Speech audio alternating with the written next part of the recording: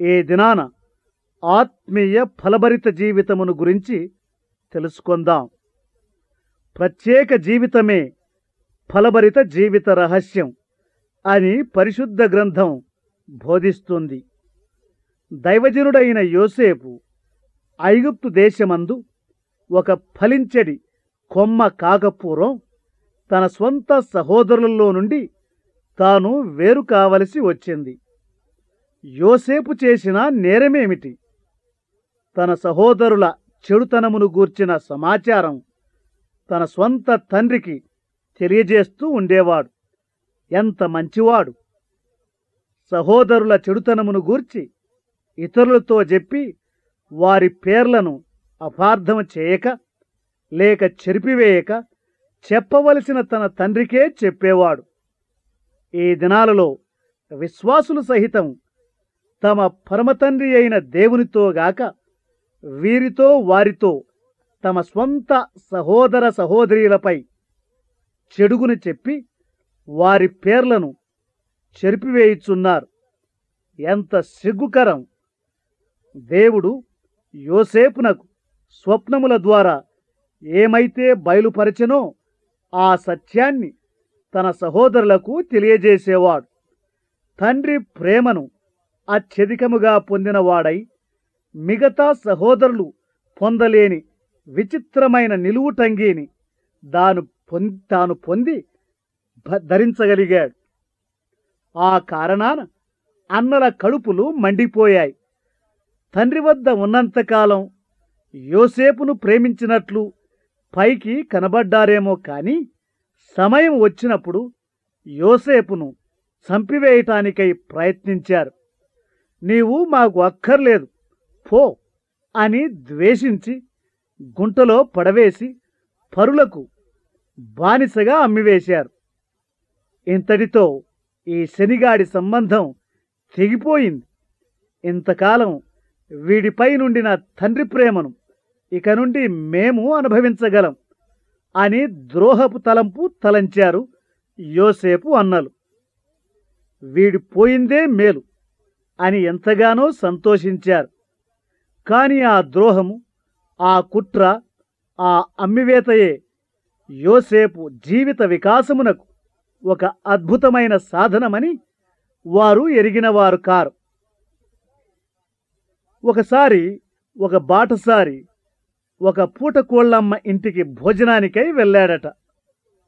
ఆ పూటకోళ్ళమ్మ చిక్కటి గంజీలో ఉప్పు కలిపి, త్రాగునాయనా, మంచి ఎండకు వచ్చావు, తరువాత భోంచేద్దువుగానిలే అని త్రాగినంత మట్టుకు పోసిందట. కాని ఆ బాటసారి, నీవు ఒకందుకు పోస్తూ ఉన్నావు, నేను మరొకందుకు త్రాగుచున్నానులే అని మనసులో అనుకొని కడుపు నిండా త్రాగి, చాలా వందనాలండి, ఇక నాకు అన్నము అక్కర్లేదు అని వెళ్ళిపోయాడట. ముందుగా గంజి పోస్తే అన్నము తక్కువ తింటాడు అని పూటకోళ్ళ మనిషి ఆశపడింది గాని ఆ గంజి ద్వారా తనకు ఆ పూట భోజనపు డబ్బులన్నీ మిగుల్చుకొనగలిగాడు ఆ బాటసారి. అలాగే దుష్ట సహోదరులు యోసేపునకు మేలు చేస్తూ ఉన్నాం అని తలంచక కీడే చేస్తూ ఉన్నాం అని సంతోషించారు. కాని ఆ ద్రోహము, ఆ కుట్ర, ఆ అమ్మివేతయే యోసేపు జీవిత వికాసమునకు ఒక అద్భుతమైన సాధనమని వారు ఎరిగినవారు కారు.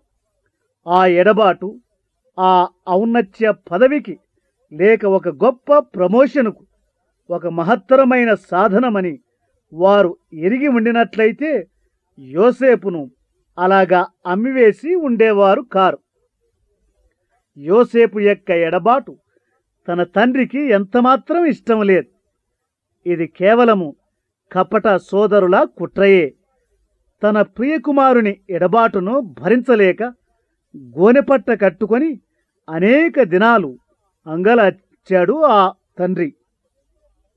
అంతకంటే తండ్రి చేయగలిగినదేమీ లేదు. ఒకవేళ తాను ఏమైనా చేయగోరి ఉంటే ద్రోహులైన తన కుమారులే ఆయన్ని చంపి ఏమైనా చేసి ఉండేవారు. దేవుని ప్రేమించు వారికి, అనగా ఆయన సంకల్పము చొప్పున పిలువబడిన వారికి మేలు చేయుటకై దేవుడు సమస్తము సమకూర్చి జరిగించుచున్నాడు అని వ్రాయబడిన ప్రకారం ఒకనాటికి సంభవించనై ఉన్న భయంకరమైన ఆ కరువు కాలములో వృద్ధుడైన తన తండ్రికి ద్రోహులైన ఆ కపట సహోదరులకు అమ్మబడిన ఆ యోసేపు పోషకుడు కావలసి ఉన్నాడు. ఇది దేవుని సంకల్పం. ఆహా, దేవుని బుద్ధి జ్ఞానముల బాహుల్యము ఎంత గంభీరము! ఆయన తీర్పులు శోధింపనెంతో అసఖ్యములు, ఆయన మార్గములు ఎంతో అగమ్యములు అని వ్రాయబడి ఉంది. యోసేపునకు పగ తీర్చుకొను సమయము లభించినా తాను దేవుని ఆత్మగలవాడు కాబట్టి తన సహోదరులను ప్రేమించి వారిని ఆదరించి కీడుకు ప్రతిగా మేలు చేశాడు. సహోదరుల నుండి వేరుపరచబడిన యోసేపు ఐగుప్తులో ఊట యొద్ద ఫలించెడు కొమ్మగా వర్ధిల్లాడు. తన కొమ్మలు గోడమీదికి ఎక్కి వ్యాపించాయి. ఇదే ఫలభరిత జీవితం. ఏది పాపమో, ఏది ప్రాపంచకమో, ఏది శారీరకమో, ఏది నామకార్థమో అలాంటి వాటిని, అలాంటి వారిని విడిచి వెలుపలికి వచ్చినట్లయితేనే ఫలించగలం. ప్రభువును వెంబడిస్తూ అక్రమాల్లోనూ అక్రమస్తుల కార్యక్రమాల్లోనూ పాలు పొంద వీలు లేదు. ఈ దినాలలో ప్రభువును ఎరిగినామని చెప్పుకొని వారు సహితం ఒకరినొకరు అమ్మివేసుకుంటూ, ఒకరి పేరునొకరు చెరిపివేసుకుంటూ పరమతండ్రి యొక్క దయార్థ హృదయాన్ని గాయపరుస్తూ ఉన్నారు. ఇది ఎంత సిగ్గుకరమైన విషయం! ప్రియమైన స్నేహితుడా, నీ చుట్టూ ఉన్న పరిస్థితులు ఎంత భయంకరముగా ఉన్నా నిన్నొక ఫలించెడు కొమ్మగను, ఊట యొద్ద ఫలించెడు కొమ్మగను దేవుడు మార్చివేయగలడు. ప్రత్యేక జీవితమే దాని రహస్యం. కాబట్టి దైవజనుడైన యోసేపు వలె నీవు నీ ప్రభువైన యేసునందు విశ్వాసముంచి ఏది పాపమో, ఏది ప్రాపంచకమో, ఏది నామకార్థమో, ఏది శారీరకమో అట్టి వాటి నుండి, అలాంటి వారి నుండి వేరు పడినవాడై ప్రభు మహిమార్థమై జీవించమని నిన్ను ప్రేమతో అభ్యర్థిస్తూ ఉన్నాను. దేవుడు నీకు సహాయం చేయునుగా.